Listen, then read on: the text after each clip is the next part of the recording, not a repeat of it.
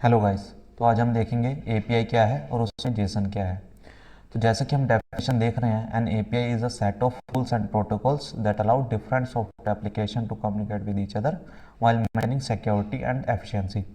तो एपीआई की हेल्प से हम डिफरेंट सॉफ्टवेयर के बीच में डेटा ट्रांसफर कर सकते हैं और सिक्योरिटी मेंटेन करते हुए, जिस सिक्योरिटी का कोई इशू ना हो और डेटा भी ट्रांसफर हो जाए।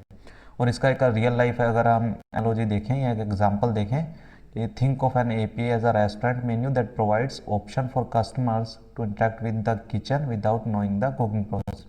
तो जैसे कि हम रेस्टोरेंट में देखते हैं, जो वेटर होते हैं वो खाना सर्व करते हैं सभी कस्टमर को, लेकिन जो है उनको कुकिंग का प्रोसेस वगैरह पता नहीं रहता। तो उसमें जो हमारे वेटर हो गए हैं वो एक एपीआई की तरह काम करते हैं। ओके, अब हम देखेंगे कि हाउ एपीआई वर्क। तो इसमें हम सबसे पहले जो है क्लाइंट साइड से रिक्वेस्ट भेजते हैं। A client application sends a request to the server via API. तो पहले क्लाइंट साइड से सर्वर को रिक्वेस्ट जाती है, उसके बाद प्रोसेसिंग होती है सर्वर साइड।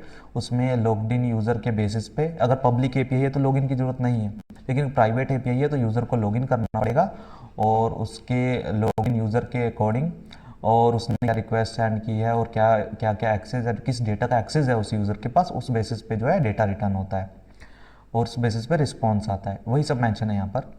और for example using a weather app where the app request data from a weather API and receive the forecast in return.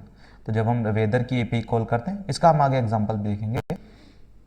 उसमें रिक्वेस्ट भेजती है कि हमें किस लोकेशन का वेदर डिटेल चाहिए, उस बेसिस पे जो है रिस्पॉन्स आता है। तो कॉमन एपीआई प्रोटोकॉल, और एपीआई के डिफरेंट प्रोटोकॉल होते हैं, रेस्ट, सोप, ग्राफक्यूएल, जीआरपीसी। हम जो है मेनली अभी अपने स्प्रिंग बूट में रेस्ट एपीआई पे फोकस करेंगे। ओके, तो हम देखेंगे रिसोर्सेज क्या है। तो रिसोर्सेज जो भी डेटा हम यूज़र्स का, प्रोडक्ट का या ऑर्डर का जो भी डेटा हम ट्रांसफ़र करते हैं उसे रिसोर्सेज कहते हैं। Each resource is identified by a unique URL. तो हर रिसोर्स को गेट करने का एक अलग यूआरएल होता है। अभी लाइक स्लैश यूज़र्स है तो यूज़र्स का डेटा गेट करने के लिए, स्लैश ऑर्डर है तो ऑर्डर डिटेल गेट करने के लिए, स्लैश प्रोडक्ट है तो प्रोडक्ट डिटेल गेट करने के लिए। और जो भी डेटा ट्रांसफ़र होता है हमारा रेस्ट एपीआई में, वो हम जेसन के थ्रू करते हैं। जेसन में सपोज यूज़र का नेम, उसकी एज और सिटी, इस तरीके से जो है ये जेसन का फॉर्मेट रहता है। इस फॉर्म में हमारा डेटा जो है हमेशा ट्रांसफ़र होता है। ओके, तो अब हम देखेंगे डिफरेंट मेथड्स क्या हैं रेस्ट एपीआई में। तो पहला है गेट मेथड्स, डेटा को गेट करने के लिए। पोस्ट मेथड, डेटा को ऐड करने के लिए।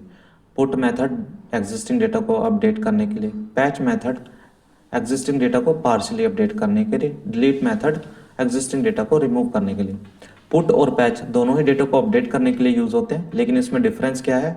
डिफरेंस ये है कि हम जब भी डेटा ट्रांसफ़र करते हैं अपडेट करने के लिए, हम डेटा जेसन के फॉर्म में पास करते हैं।